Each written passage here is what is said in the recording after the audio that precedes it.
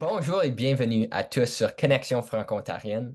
Je suis Jacob Guenette et aujourd'hui, nous avons le privilège d'accueillir Michel Tremblay. Il est le directeur général de la Fédération des aînés et des retraités francophones de l'Ontario, la FARFO, et il nous partagera aujourd'hui son parcours inspirant et ses visions pour l'amélioration de la qualité de vie des aînés francophones. Michel, merci beaucoup de nous rejoindre. Bienvenue. Ouais. Super. Donc, Michel, vous avez commencé à vous intéresser à l'aide aux personnes âgées dès l'âge de 19 ans. Inspiré par votre expérience personnelle. Pouvez-vous nous raconter ce qui vous a spécifiquement motivé à poursuivre cette voie dès votre jeunesse? Ben moi, d'abord, mes grands-parents, j'étais très proche de mes grands-parents, du côté maternel et paternel. Mon parrain était mon grand-père paternel, qui est un homme sage, mais ce n'était pas un homme que je dirais éduqué, qui avait pas eu une éducation universitaire ou quelque chose comme ça. C'était un menuisier. Mais il lisait, puis sur sa table dans le salon, là, sur sa table, il y avait des gros livres très épais, là. Je me souviens quand j'étais petit, là, grand-papa, il lisait des livres, puis il nous racontait des histoires, puis il nous parlait de différentes choses dans le monde. Alors, ça m'a fait développer mon sens de l'histoire. J'adore l'histoire, des choses comme ça. Donc ça a été vraiment marquant. Et aussi, j'avais une gardienne qui nous gardait et j'ai toujours resté en contact, même plus vieux. Puis elle suivait les années, elle était née en 1900, donc elle suivait les années. Et son père avait été clerc dans le bureau du premier ministre Wilfrid Laurier, dans son bureau de comté. Et puis, elle me racontait des histoires. Elle avait rencontré M. Laurier, toutes ces choses-là. Là, elle me parlait de sa famille. Puis, j'étais passionné par ce qu'elle me racontait, puis elle me disait. Donc, puis j'ai toujours été, dans toute ma carrière, puis dans toutes mes années d'adulte, il y a toujours eu des personnes âgées autour de moi avec qui j'étais ami ou avec qui que j'appréciais là, beaucoup. Ah, c'est super. Puis mon premier emploi, j'ai travaillé dans un centre de soins de longue durée. Dans ce temps-là, on appelait ça un centre d'accueil francophone à Vanier et le centre d'accueil Champlain. Et j'ai travaillé là 1 an comme préposé aux bénéficiaires. Donc, j'aimais beaucoup ce que je faisais. Et l'année suivante, j'ai commencé à travailler responsable des activités sociales et récréatives. Et j'ai fait ça pendant 10 ans. Et j'ai adoré cette période-là, travailler avec les personnes pour faire toutes sortes d'activités de tout genre. J'ai sorti des sentiers battus. On a fait des pièces de théâtre. J'ai emmené les gens. On avait un minibus, là, 12 personnes. Je les ai emmenés avec moi à Québec. Je les ai emmenés dans ma famille à Québec pour un brunch chez ma mère qui était heureuse de les accueillir. J'ai fait on allait faire du camping pour des quelques jours. J'ai fait beaucoup de choses avec ces gens-là, puis ça a toujours été une période aussi très importante là, qui a marqué ma vie. Oui, définitivement. Vous avez parlé un petit peu de la capitale nationale, vous avez parlé de Québec un peu. Vous êtes originaire de où? Québec, la ville de Québec. Ville de Québec. Cool. Oui. Et à 18 ans, j'ai déménagé à Ottawa pour étudier, pour suivre avec l'idée de devenir père blanc d'Afrique. À l'époque, devenir prêtre, faisait partie des choix. Et j'ai déménagé à Ottawa, mais moi, je m'en allais en Afrique là, dans l'idée de faire du développement communautaire. C'était pas l'idée d'être prêtre puis d'aller convertir. Ça, c'était pas ça qui était ma priorité. Alors, pendant mon année à Ottawa, chez les Dominicains, avec les Pères Blancs, j'ai suivi des cours en philosophie et théologie, mais j'ai réalisé rapidement que c'est pas ce que je veux vraiment, là, tu sais. Donc, ils m'ont recommandé de prendre une année sabbatique. C'est comme ça que je me suis retrouvé au centre d'accueil Champlain. Donc, j'ai pris une année sabbatique, mais j'étais encore en année sabbatique. J'ai pas retourné, je suis pas retourné. Ouais. Vous avez parlé un peu de votre carrière avec les Pères Blancs d'Afrique, Centre d'accueil Champlain. Vous avez aussi eu des rôles significatifs au sein du ministère de la Santé, à l'hôpital Montfort. Comment ces expériences-là ont-elles façonné votre approche envers les soins des personnes âgées et handicapées? Ben, je te dirais que c'est toute ma carrière. Bon, j'ai fait mes études. euh, j'avais pas de formation comme telle. Donc, j'ai fait des études en administration pendant que je travaillais au Centre d'accueil Champlain, entre autres. Ensuite, j'ai suivi des cours à l'Université de Montréal en administration, Université du Québec en Outaouais, Université d'Ottawa. Euh, à un moment donné, j'ai fait mon MBA quand j'étais à l'hôpital Montfort. Donc, j'ai acquis des expériences, j'ai acquis des connaissances tout au long de ma vie. Tous les postes que j'ai pris, j'y allais là parce que j'avais un intérêt à changer des choses. J'avais un intérêt à réaliser différentes choses là, qui pouvaient faire avancer l'aide aux personnes. D'abord, de façon inclusive. Mais toujours eu un point faible pour travailler, un avantage en même temps, à travailler avec les personnes âgées.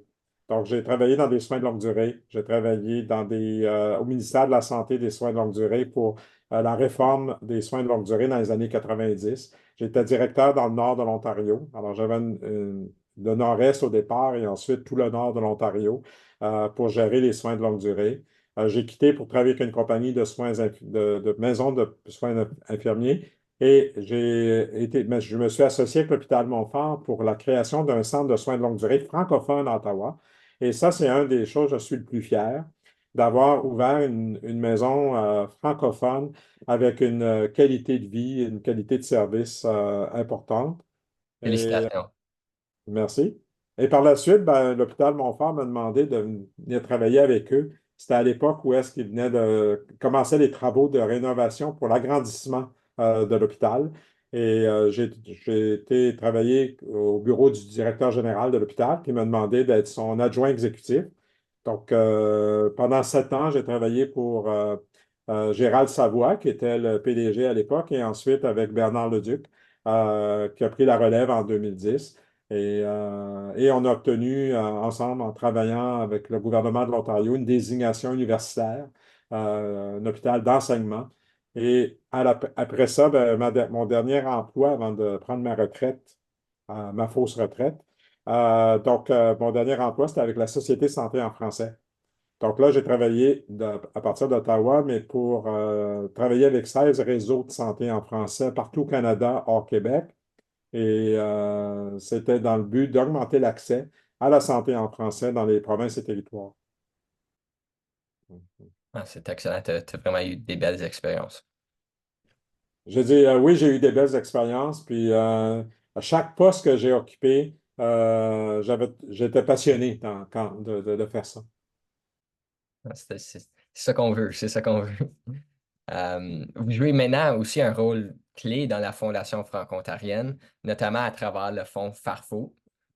Pouvez-vous nous expliquer quand et pourquoi ce fonds a été créé et quel impact il vise à avoir pour les aînés francophones? Premièrement, je vais juste faire le point, c'est qu'en 2019, j'ai pris ma retraite et je suis devenu un retraité non pratiquant. Donc, j'ai pas arrêté de travailler après. Donc, j'ai joint la Farfo, justement. Premièrement, j'étais au conseil d'administration de la Farfo. Je m'étais joint au conseil et le directeur général, mon prédécesseur, a remis sa démission à un moment donné. Et puis, il y a des gens qui vont suggérer, ben, pourquoi tu ne deviens pas directeur général pour nous aider. Et puis, depuis août 2021, ben, je suis à la tête de la Farfo. Quand je suis arrivé ici, il y avait déjà le fonds à la Fondation franco-ontarienne. Puis, bon, je ne peux pas vous dire exactement l'année que ça a été créé, mais ce que je sais, c'est que la Farfo n'est pas une œuvre de bienfaisance au sens de la définition de l'Agence de revenus du Canada. Donc, on s'est dit que si les gens veulent faire des dons à la Farfo pour l'avancement des des services aux personnes âgées ou améliorer la qualité de vie des personnes âgées, ben, s'ils veulent le faire avec un reçu pour fin d'impôt, par exemple, ben, il y a toujours une porte pour le faire avec la Fondation franco-ontarienne. Oui, exactement.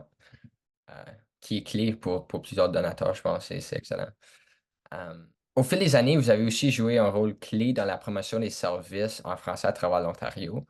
Quels défis, quels succès vous avez rencontrés dans cette mission? Pas seulement en Ontario, mais au Canada au complet, avec la Société Santé français. Mais quand je regarde, dans le fond, c'est de voir dans le cadre du rôle de Montfort, quand j'ai travaillé avec l'hôpital Montfort, j'ai vu qu'on a obtenu, après les 5 années de lutte, qu'on a obtenu gain de cause, un des rôles que j'ai joué d'abord dans la création d'un foyer francophone et aussi en travaillant avec l'équipe Montfort, euh, on n'a pas sauvé un hôpital, on a travaillé très fort à maintenir une institution de la francophonie ontarienne. L'hôpital Montfort était clé dans la formation de la relève au niveau des médecins, des infirmières, des autres professionnels de la santé. Donc, l'hôpital était un instrument essentiel à la survie de la communauté francophone. Donc, on a travaillé beaucoup pour ça. L'hôpital a gagné contre le gouvernement de l'Ontario de l'époque. Et maintenant, pendant que j'étais là, on a travaillé aussi pour les 2 dernières pierres, qui étaient l'agrandissement de l'hôpital et deuxièmement, qui était la désignation universitaire, d'être un hôpital d'enseignement universitaire. C'est excellent. C'est vraiment un grand succès. Puis quand j'ai travaillé avec la Société Centrale Français, ben, on travaillait avec des réseaux partout au pays. Puis il y a certains réseaux avaient du succès à convaincre leurs partenaires dans leur communauté pour développer des services, développer des approches pour augmenter l'accès aux services de santé en français. Dans certains cas, il y a eu la création de certains centres de santé communautaires bilingues ou francophones, mais bilingues qui donnaient des services dans les 2 langues, vraiment. Des initiatives par rapport à assurer l'identification linguistique sur la carte santé, comme à l'île du Prince-Édouard. En Ontario, on a eu beaucoup de travaux qui ont été faits par les réseaux de l'Ontario pour s'assurer qu'on ait l'identification sur la carte santé. On ne l'a pas encore, mais il y a tout l'argumentaire a été fait. Il y a eu un financement aussi pour créer que tous les fournisseurs de services en Ontario identifient les services en français qu'ils ont. Donc, il y a des actions qui ont été faites. C'est toujours des petites actions souvent, mais qui, avec le temps, améliorent la qualité des services en français. Oui, définitivement. Maintenant, en tant que directeur général de la Farfo, quelles sont les initiatives ou les projets que vous envisagez pour renforcer les services aux aînés francophones et améliorer leur qualité de vie? Nous, on fait un peu d'action politique, même beaucoup d'action politique. On travaille beaucoup pour s'assurer que les aînés sont entendus, sont écoutés. Donc, on veut travailler pour améliorer le système de santé en français pour augmenter les services à domicile. Les gens nous disent qu'ils veulent vivre chez eux. Ils ne veulent pas aller en institution. Ils ne veulent pas être déplacés de force, là. Donc, ils aimeraient qu'il y ait des services à domicile, qu'il y ait du logement approprié, adapté, abordable, où il y a des services de soutien. Donc, on veut travailler beaucoup plus pour ça. On a aussi des initiatives présentement pour la prévention de la maltraitance. La maltraitance, ça se fait de toutes sortes de façons. Des fois, c'est insidieux, des fois, c'est ouvert. Donc, on a des projets dans ce sens-là. On a créé un réseau sur la prévention de la maltraitance envers les aînés francophones de l'Ontario. Et on a des ateliers, des activités qu'on fait. On a des ateliers pour prévenir la fraude, comprendre les différents types de fraude, euh, comment préparer un testament, avoir nommé son mandataire. Donc, aussi, comment on identifie c'est quoi la maltraitance? C'est pas, tu sais, il y a différentes formes de maltraitance. Donc, c'est la maltraitance financière, il y a la maltraitance physique, psychologique. Donc, on travaille beaucoup dans ce sens-là. Aussi, on voudrait, on a des initiatives aussi qu'on organise, des ateliers qu'on fait sur différents sujets dans ce sens-là. On fait aussi des rencontres de concertation, de consultation avec les différents groupes à travers la province. Là, on vient d'avoir un financement qui va nous permettre aussi de créer le réseau Fierté aînée francophone de Toronto. Donc, on est au tout début, on vient d'avoir la réponse de la Fondation Trillium et puis on a un employé qui vient d'être embauché. Donc, on est un des rares organismes qui a mis de l'emphase sur la communauté LGBTQ. Donc, on a une activité qui date de 3 ans, qu'on a toutes les 2 semaines, qui s'appelle Au-delà de l'arc-en-ciel. Et cette activité, ça amène des gens, ça peut être des personnes LGBTQ, mais ça peut être aussi des alliés. On a quelques alliés qui se joignent à nous. Et on a des rencontres à tous les deux mercredis. Et ça s'appelle Au-delà de l'arc-en-ciel. On s'assoit, on parle ensemble. Donc, c'est en Zoom. Euh, mais là, maintenant, on va avoir un groupe à Toronto pour ces personnes-là. Il faut savoir que beaucoup d'aînés LGBTQ sont ignorés, sont mis de côté. Puis aussi, ils ont passé à travers toutes les difficultés au cours de leur vie, c'est-à-dire c'était criminel d'avoir des relations homosexuelles avant les années 69. C'était une maladie mentale à un moment donné. Il y a eu la crise du sida. Donc, il y a eu beaucoup de traumas que ces gens-là vivent encore aujourd'hui. Et il y a beaucoup de personnes qui sont encore, euh, comme on dit, dans le placard, là, tu sais. Ouais, Et quand on arrive aujourd'hui, il y en a qui vont dans des soins de longue durée, qui vont dans des maisons de retraite, ben, ils ne sont pas toujours à l'aise de s'afficher. Donc, c'est une façon de retourner dans le placard si tu étais déjà sorti. ouais, c'est très triste, mais c'est excellent que vous avez cette initiative-là. Mhm. Ouais. Merci, Michel. Juste pour conclure, pouvez-vous partager une citation ou un message qui vous inspire? Peut-être un appel à l'action pour nos auditeurs qui souhaitent soutenir la Farfo. Moi, ce que je veux dire, c'est que on veut que les gens deviennent des membres de la Farfo pour nous soutenir. On leur demande 10 par avis. OK? C'est 10 à vie qu'on veut qu'ils nous donnent. La raison, c'est qu'on voudrait, c'est pas important le montant. Ce qui est important, c'est qu'on veut avoir des gens qui nous appuient, donc qui sont sur notre liste de membres. Ça permet aux membres de venir à l'Assemblée générale. Ça leur permet de recevoir des informations. Ça leur permet d'avoir un droit de parole à l'Assemblée générale, un droit de vote. Mais nous, ce qu'on veut, c'est être capable de dire au gouvernement puis aux gens, ben, il y a tant de milliers de personnes qui sont derrière nous. Donc, nous, ce qu'on veut, c'est des membres qui se joignent, puis ils deviennent membres à vie en s'inscrivant et en donnant un 10. C'est pas trop difficile. C'est ça. Mais, Michel, un grand merci pour votre temps aujourd'hui et pour toutes les informations précieuses que vous avez partagées avec nous. OK, au plaisir. Pour ceux qui écoutent, n'oubliez pas de visiter notre site web et de faire un don au Fonds Farfo et de devenir membre de la Farfo, comme on a discuté plus tôt, pour contribuer à cette cause très importante. À la prochaine fois.